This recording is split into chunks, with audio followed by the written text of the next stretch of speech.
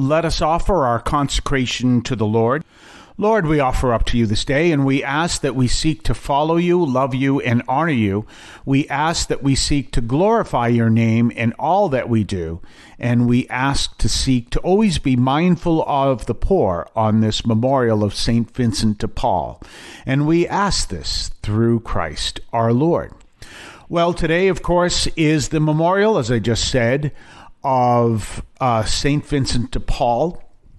And of course, he was a priest. He worked in France, and he worked to help the poor and was very much involved in helping the poor. Now, a lot of times his name is synonymous with helping the poor, and you'll see boxes that say the St. Vincent de Paul Society, which, by the way, if I get into a parish and the parish doesn't have the St. Vincent de Paul Society, I have to remove the names on those boxes because it's almost like a trademark. If you have a box that says St. Vincent de Paul Society, that any money that goes in that box has to go to the St. Vincent de Paul Society. And if the parish is no longer there, then you can't have a box in your parish that says St. Vincent de Paul Society. That's because it says right there. And the St. Vincent de Paul Society, we know, we've seen their trucks elsewhere, and what they're there to do is to help the poor through the society. Now, it's something that's kind of fallen away for a while, and it's really a problem. Is that the St. Vincent de Paul Society works in a lot of parishes, and what you do is you have a small group of usually men, although there are women involved too, and there's a spirituality involved in it, and then they will look at ways to help the poor. And so someone will come and they'll say, gee, I need help with my electricity, I need help with this, I need help with that, and they will see if they can help. They help the priest in a lot of ways as well. Because here's the thing, if the St. Vincent de Paul Society is there and can help the poor, it's not so much it helps the priest not to work with the poor, but helps the priest to work with the poor because he has someone, number one, he can refer to, and they work as a team. One of the things that they insist is they have to go to the house of someone who is requesting help, and they have to go to make sure everything's okay or everything is as they said. And you might think that's too strict, but I'll tell you a story about that in a minute. And they can't go alone. They have to go with somebody else. And that's one of the things the St. Vincent de Paul Society, and then they can always report back to the priest and talk to the priest, or the priest can call up the St. Vincent de Paul Society and says, is there any way you guys can help these people? And they work, in a sense, together. Now, why do you say, well, why would they have to do that? Why do they have to go and check to make sure all this is legitimate? Well, there's a couple of reasons. First of all, there were stories that come up that aren't always true.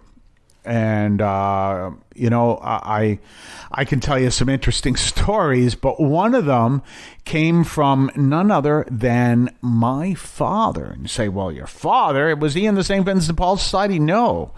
My father wrote for the Boston Globe.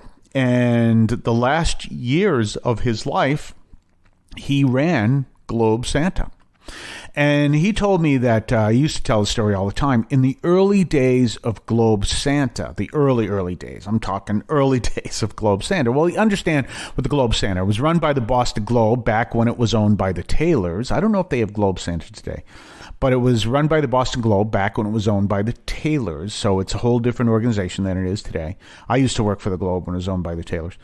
And what they would do is, and you've seen this, I think they still run it, but anyway, people would call up and they would need help for Christmas and Christmas gifts. And, it's not just toys, but it's also clothes and other things. So they would ask for help. And this became a model for other systems that they've used all along.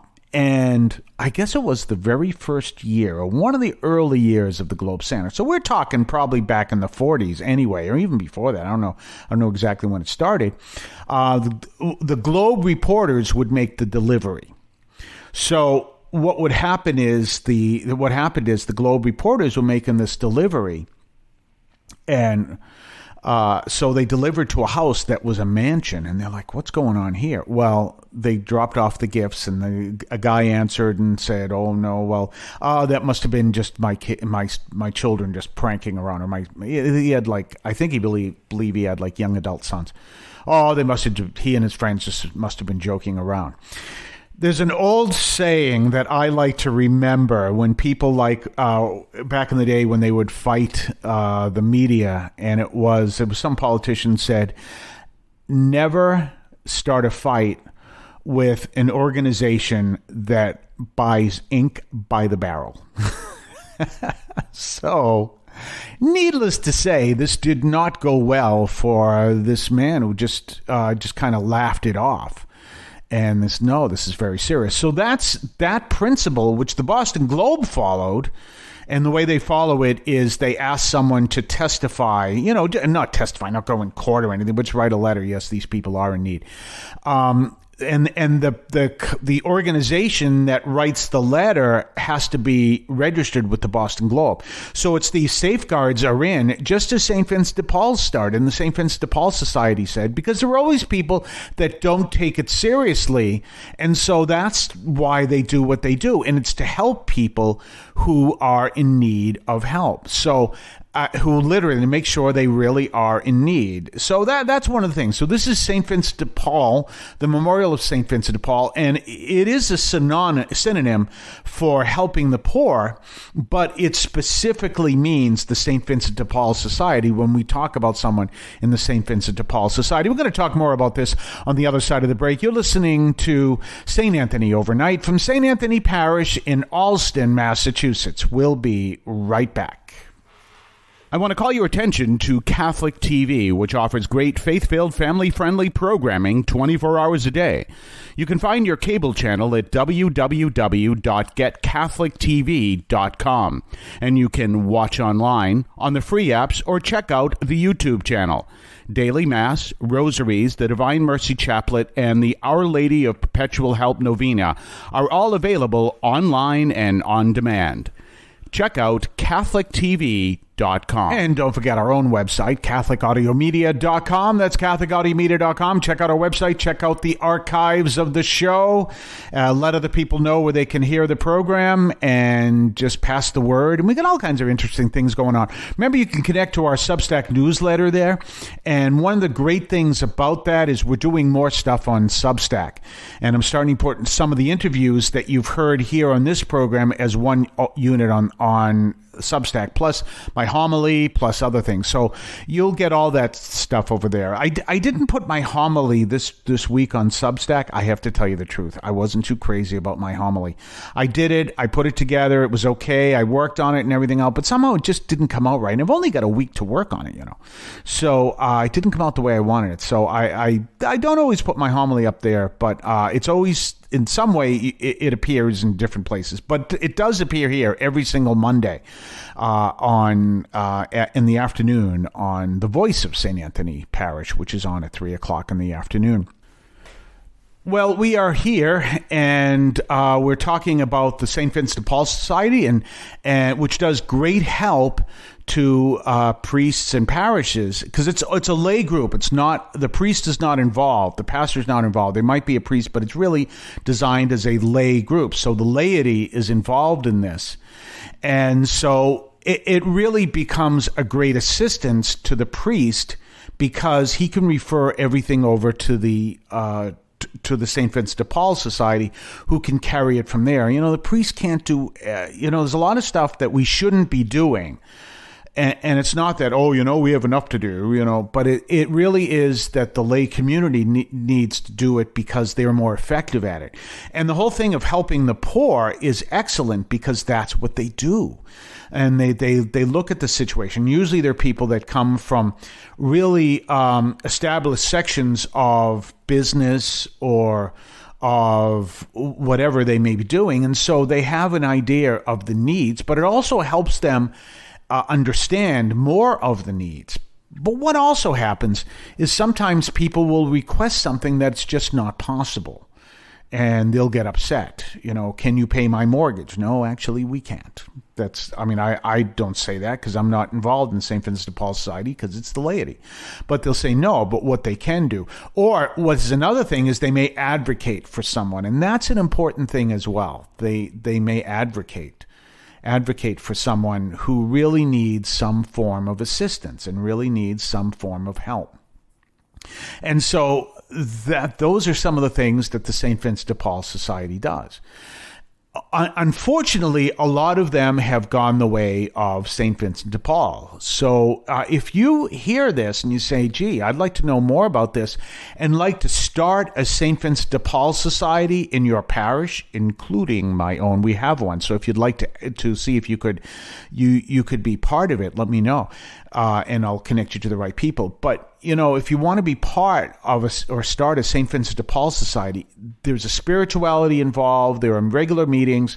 And let me tell you, it is a tremendous help to not only the priest, but even more so to the community by doing the things that are needed.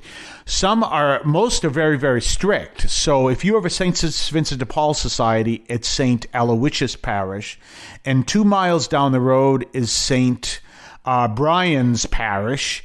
And St. Brian's Parish does not have a St. Vincent de Paul Society. A lot of times those at St. Aloysius Parish will say, well, sorry, we can only help people from St. Aloysius Parish. I've dealt with that before. It rather is unfortunate. So the more parishes that have the St. Vincent de Paul Society, the more it is really helpful. So look into that. And if you want to call the main number of the St. Vincent de Paul to find out more about starting a group in your parish, it would be great because they are tremendous, tremendous help to the community, to the parish, and the priests.